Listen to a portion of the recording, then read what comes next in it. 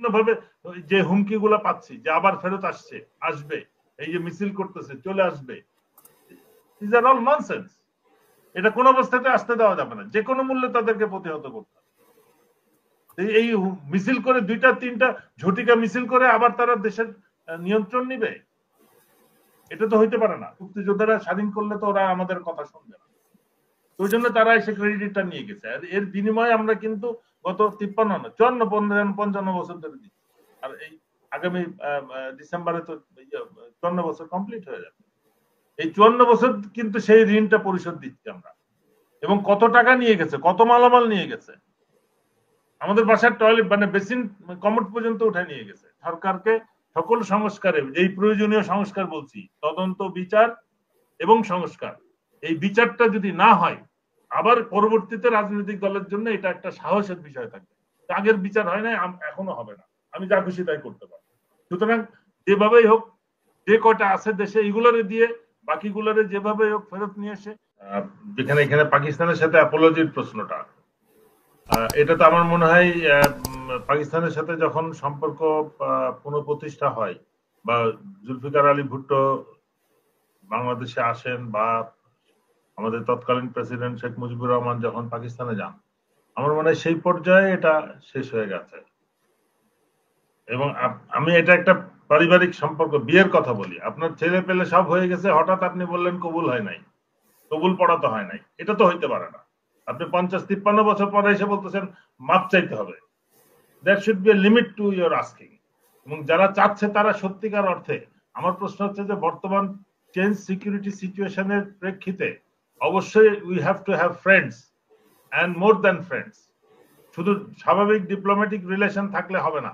Who R those friends যারা আমাকে beyond মাই normal capacity diplomatic relation support দিবে? এবং ওইটার মধ্যে অবশ্যই এক নাম্বার আসে, যেটা নর্মাল কথিত আছে, এনিমি ইজ মাই ফ্রেন্ড। আমি কার সাথে এখন এই মুহূর্তে আমার সিকিউরিটি থ্রেট পারসেপশনে আমি কার সাথে বন্ধুত্ব করব, সেখানে না এক নাম্বার আসে চীন এবং পাকিস্তান। এদের সাথে যাতে বন্ধুত্ব বা রিলেশনটা ডেভেলপ না করে, আমরা সেরকম একটা পদক্ষেপ দেখলাম। এই যে দাবিগুলো করা হচ্ছে, এই বিহারি যাদেরকে বলা হচ্ছে পাকিস্তানি, এরা কি পাকিস্তান থেকে এসেছিল? যে এরা ইন্ডিয়া থেকে 47 সালে পাকিস্তান গিয়েছিল এবং ওখান থেকে প্লেনে করে তাদেরকে বাংলাদেশে এনে সেটেল করা হয়েছে।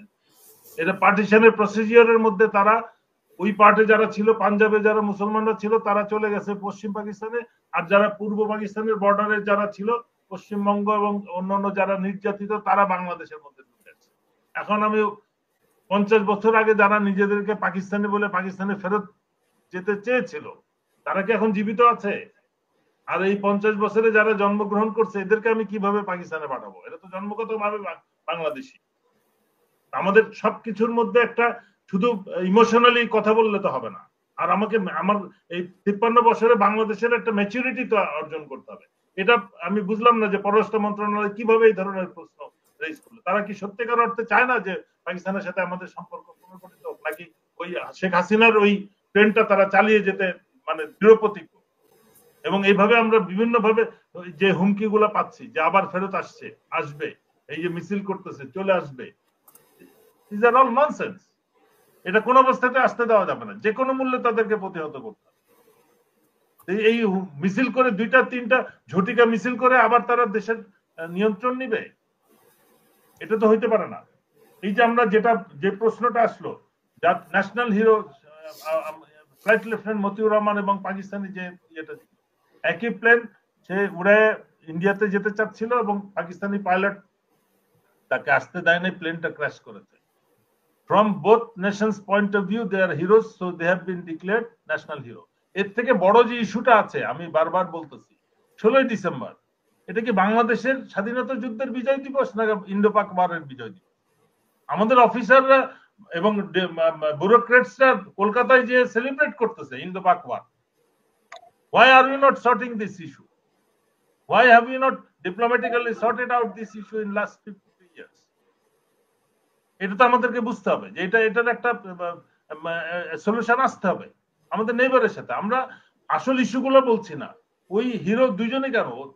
that plane could not be taken to India. Of course, he is a national hero of that country. May it be Pakistan, may it be anybody. কিন্তু আমাকে এই বিষয়গুলোকে আনতে হবে। আমাদের এখন বিজনেস রিলেশন ডেভেলপ করতে হবে। কিন্তু আমরা যে ইস্যুগুলো আনছে, অ্যাসেটস, $4 বিলিয়ন আমি বলতেছি, তো $4 বিলিয়ন যে মুক্তিযোদ্ধারা আর 6 মাস বেশি সময় পেলে নিজেরাই দেশ স্বাধীন করতে পারত। আমাদের এলএফসি কেটে দিয়েছিল পাকিস্তানের 71 সালের শেষ পর্যায়ে। আমাদের মুক্তিযোদ্ধারা যেভাবে অর্গানাইজড হচ্ছিল উইথ দি আর্ম ফোর্সেস, মানে আর্মি, এয়ারফোর্স, নেভির ইয়ের সাথে, বিভিন্ন Z force, K force and others military force তো অলরেডি অর্গানাইজড হয়েছিল। ওইটাকে শক্তিশালী না করে 3rd ডিসেম্বর তারা they moved in, they thought that এই মুক্তিযোদ্ধারা স্বাধীন করলে তো ওরা আমাদের কথা শুনবে না, ওই জন্য তারা এসে ক্রেডিটটা নিয়ে গেছে। আর এর বিনিময়ে আমরা কিন্তু গত 53 বছর ধরে দিচ্ছি। আর এই আগামী ডিসেম্বরে তো 54 বছর কমপ্লিট হয়ে যাবে। এই 54 বছর কিন্তু সেই ঋণটা পরিশোধ দিচ্ছি আমরা। এবং কত টাকা নিয়ে গেছে, কত মালামাল নিয়ে গেছে, আমাদের বাসার টয়লেট মানে বেসিন কমোড পর্যন্ত উঠে নিয়ে গেছে। যশোর ক্যান্টনমেন্টে বা কোনো ক্যান্টনমেন্টে কোনো বিদেশি কোনো জিনিস পাওয়া যায় না, সবকিছু তারা খুলে নিয়ে গেছে। কত এইটার মূল্যায়ন কি হয়েছে এটারও তো হিসাব করতে হবে। যে আমি যদি $4 বিলিয়ন সেই 71 সালের $4 বিলিয়ন বাংলাদেশের জন্য এখন কি এফেক্ট করবে, বাট এই মুহূর্তে সম্পর্কটা ডেভেলপ করে আমাদের সিকিউরিটি এনভায়রনমেন্টটা রিনফোর্স করাটা আমি মনে করি অনেক বেশি জরুরি। ওই প্রশ্ন রেজ করে সম্পর্কটা দূরে নিয়ে না, সরিয়ে না দিয়ে। এই ফরেন মিনিস্টার যে আসছে, এটা সিলি পয়েন্ট এন্ড ইম্যাচিউরড পয়েন্টস। আমার ফরেন মিনিস্ট্রি সেক্রেটারি এটা জানে না যে অলরেডি আগে, তাহলে আপনার নিউ ইয়র্ক টাইমস অথবা সাম ইউএস নিউজ পেপার, আজকে মনে হয় আপনার যে এশিয়ান ভিউজে গৌতম দাসের ওনার ইয়েতে শুনতেছিলাম, it is there in writing যে বাংলাদেশের কাছে অ্যাপোলজি অলরেডি করেছে। তা আবার কেন অ্যাপোলজির প্রশ্ন আসবে? এই একই কথা, মানে এই প্রেক্ষিতে কি ওইটা ইম্পর্টেন্ট কিনা, এই $4 বিলিয়ন ইম্পর্টেন্ট কিনা, 70 সালের ইয়ের কি বলে ঘূর্ণিঝড়ের টাকা এখন is it a point to be raise এই মুহূর্তে, যেখানে আমাদের অনেক বেশি business and security issues raise করার স্কোপ ছিল। এই জিনিসগুলো বুঝতে হবে যে আমাদের এখানে ফরেন মিনিস্ট্রিতে কি কোন ভূতের কন্ট্রোলে আছে এখনো পর্যন্ত, এবং সেটা আমাদের জন্য জাতীয় স্বার্থ বিরোধী না স্বার্থের পক্ষে কাজ করতেছে তারা। এবং এদের বিরুদ্ধে যদি দ্রুত অ্যাকশন না হয়, ওই শ্রেষ্ঠ ইলেকশনের কোনো সুযোগই আমি দেখছি না। এই জামাত বিএনপি যেটা মিটিং, আমার যেটা ধারণা, এটাকেও তো তাদের এই স্বৈরাচার সরকার যাদেরকে অত্যাচার করেছে, সেই দুইটা শক্তি এখন আলাদা হয়ে গেছে। এই দুইটা শক্তি এই অগাস্টের অল্প কিছুদিন আগ পর্যন্ত, মানে এই 23-24 সালের ইলেকশনের আগ পর্যন্ত দেওয়ার টুগেদার জোট হিসেবে যারা আন্দোলন করেছে, যারা সাফার করেছে, তাদেরকে অত্যন্ত সূক্ষ্মভাবে, পরিকল্পিতভাবে, বিভিন্ন এজেন্সির মাধ্যমে এবং রকে যে সুযোগ দেওয়া হয়েছিল বাংলাদেশে তাদের কার্যক্রম পরিচালনার জন্য, এই পরিপ্রেক্ষিতে এখন তারা দুইটা শক্তি হিসেবে কাজ করছে। এবং এই দুইটা পলিটিক্যাল দল যত দ্রুত বুঝতে পারবে যে তাদের ইউনিটি কিন্তু তাদের এক্সিস্টেন্সকে এনশিওর করবে। এখন যে পরিস্থিতিতে যে মিটিংটা হয়েছে লন্ডনে, এবং এটা সম্ভব হয়েছে আমি মনে করি একমাত্র বেগম জিয়া ওখানে ছিলেন বলে। বাংলাদেশে এই ধরনের মিটিং হওয়ার আমি কোনো স্কোপ দেখছি না।